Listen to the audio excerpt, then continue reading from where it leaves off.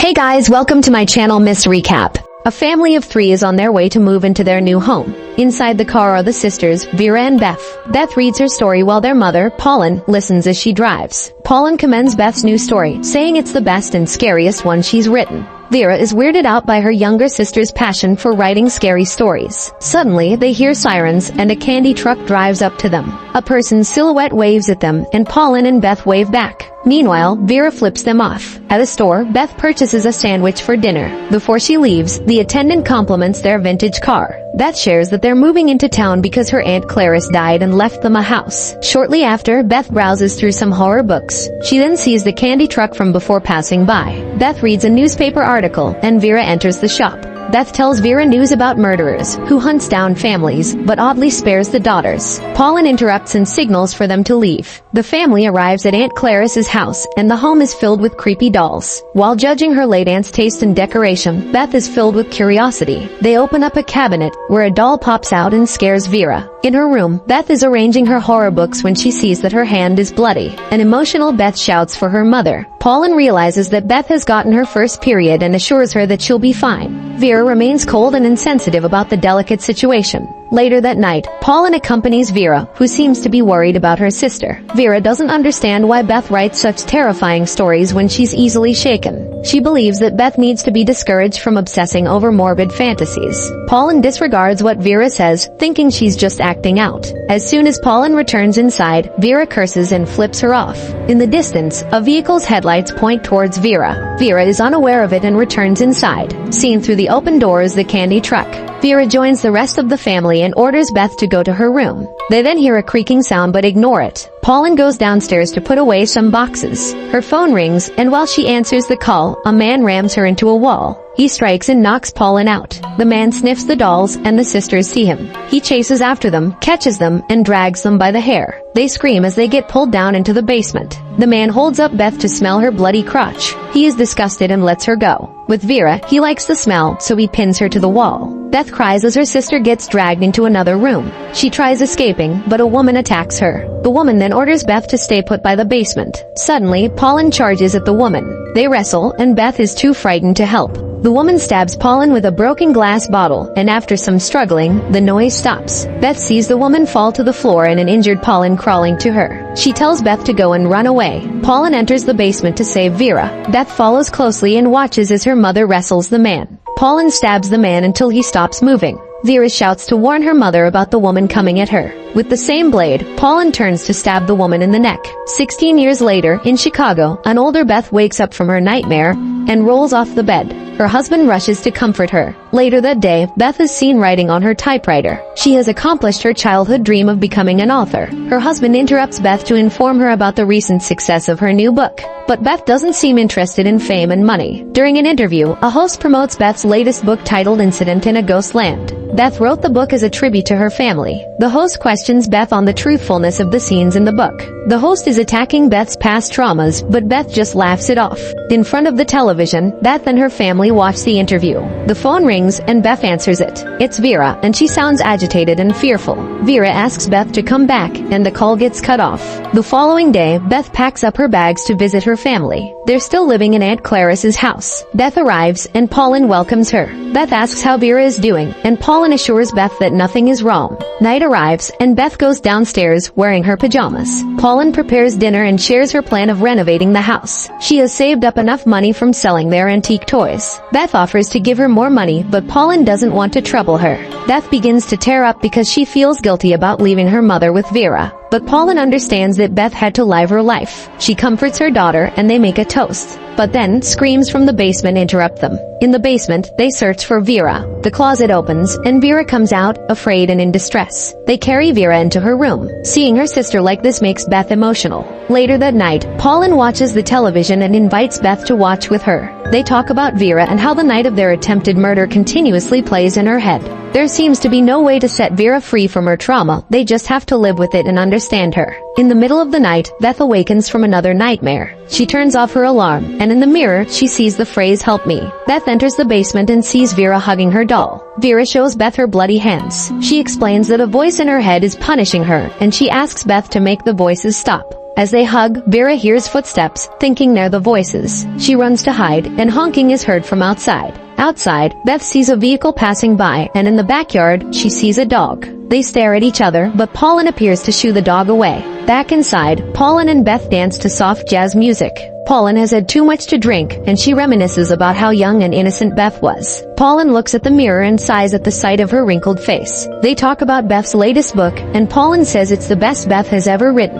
As the night progresses, Paulin is already fast asleep, and Beth is still awake. She sees the same message in the mirror, and she hears faint whimpering. Beth sees Vera handcuffed to a bed. Beth leaves the room to wake her mother up. Immediately, the door closes. Beth returns and bangs on the door. Vera screams in pain, but suddenly, she stops. Beth sees a keyhole and looks through it. A figure appears and scares her. Upon seeing this, Beth runs to her mother to ask for the room's key. Paulin wakes up and tells Beth that the room has no key. Beth returns upstairs, and Vera comes out of the room. Vera seems to be struggling and fighting with no one but herself. She breaks her fingers and goes downstairs. Beth sees Vera lying on the floor. Paulin approaches and reveals that she knows why Vera is acting out. Before Paulin leaves to get help, she advises Beth not to listen to Vera. When Beth returns inside, she sees Vera leaving the room. The door behind Beth closes. Beth tries to communicate with Vera by the basement door. Then, a voice tells Beth that it's her turn to be broken, just like her sister. Along the corridor, she envisions the man from before dragging Vera. A few hours later, Beth waits for her mother to come home. She falls asleep, but the dog's barking wakes her up. Beth hears the front door open, thinking it's her mother. Before she can find out, a strange figure attacks her from behind. Morning arrives, and Beth struggles to wake up. She hobbles to the mirror to see the injuries she sustained. Beth shouts for her mother, who is nowhere to be seen. She's hysterical, with tears running down her bruised face. Beth makes her way to the basement to look for Vera. She sees Vera and asks what she did to her. Vera believes it's the voices that attacked Beth. Beth calls her a psycho, but Vera is too traumatized to realize it. Vera punches Beth and shouts for her to stop running away from reality. Inside Beth's head, she relives the night of the murder. Vera talks her into believing that her mother died that night. Beth cries and shouts, accepting more and more that their mother is dead. Beth succumbs to Vera's convincing statements, and she returns to reality. They're both young again. Beth sees pictures of a man and a child that she imagined was her family. In reality, they're still held captive in the basement. On a mirror is the same message from before. Later that night, Vera eats happily because her sister is back.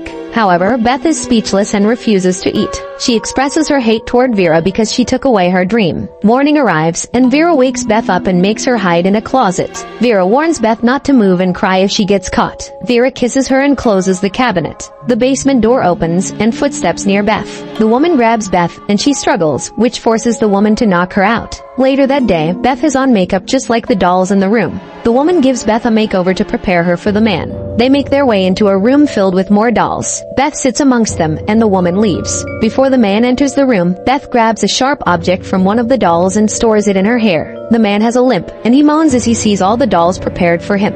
He grabs a doll and plays with it. His hand creeps into the doll's crotch, causing it to make a noise. This angers the man, so he breaks the doll's fingers and burns its hand. He then looks to get another. He chooses Beth and holds her up by her foot. The man smells Beth's sweat and buries his face into her neck.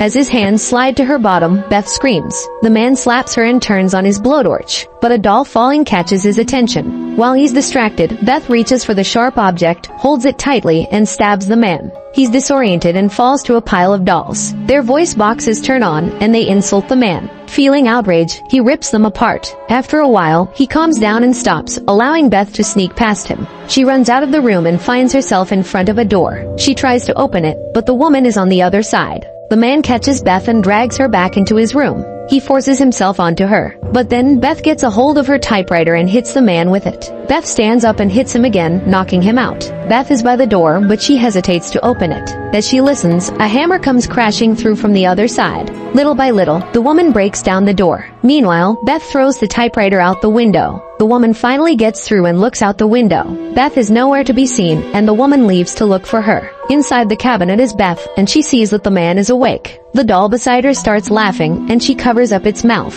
It stops, and after some time, Beth comes out of the cabinet and runs downstairs. She sees the woman searching for her outside. Beth opens the basement door and calls out to Vera. They attempt to make a run for it, but before they reach the front door, the woman returns. She is inches away from seeing them, but the man upstairs calls for her. As soon as she leaves, the sisters run out of the house and escape into the woods. Dawn arrives, and the sisters see a police car on the road. The police see the sisters and approach them. Vera warns them not to touch her, and the female cop assures her that they won't hurt them. The male cop returns to the car to report the situation. As he runs back, he suddenly gets shot. The bullets come from the woman, who then shoots the female cop. Inside the candy truck, Vera furiously bangs on a window while Beth seems to have lost all hope. Vera shouts at Beth to come back, but Beth's vision starts to blur. They arrive at the house, and Vera can't do anything but shout and cry. The woman drags her, and Beth visualizes her fantasy once more. During a party, Beth sees her mother, and they give each other compliments. They separate, and Beth sits alone. Amongst the crowd is her family, and Beth waves at them. A man sits beside her. It's H.P. Lovecraft, Beth's idol and favorite author. He considers her newest novel a masterpiece, and Beth is speechless. She thanks him, and Lovecraft goes on his way. Suddenly, Beth sees Vera. She runs upstairs and sees Vera banging on a door. Paulin tries to convince her to stay, but Beth wants to return. For her sister, she will endure their horrifying reality. Beth runs toward the door and returns to reality. Back in reality, Beth gets dragged by the man. He chokes Beth, causing her mouth to foam up. The doll in the cabinet starts to laugh, and this distracts the man. While he's busy strangling the doll, Beth runs to save Vera. She hammers the woman's head into the floor and bites her fingers. Beth then bites off a piece of skin but gets thrown off. With the doll, the man rushes at the sisters but gets shot from behind. A police officer aims at the woman. She stands up, but her suspicious movements get her shot as well. The sisters comfort one another. They leave the house on stretchers, but they won't ever leave the horrors they experienced. Beth looks at her sister and mouths that she loves her. Vera enters an ambulance, and Beth sees the serial killers in body bags. By the window, Beth sees her mother pointing to a typewriter. Inside the ambulance, the paramedic tries to lighten the mood with some small talk. He asks Beth what her interests are, and Beth replies that she likes to write stories. The movie ends here. Thanks for watching. Make sure you subscribe and turn on notification so you can watch more videos like this.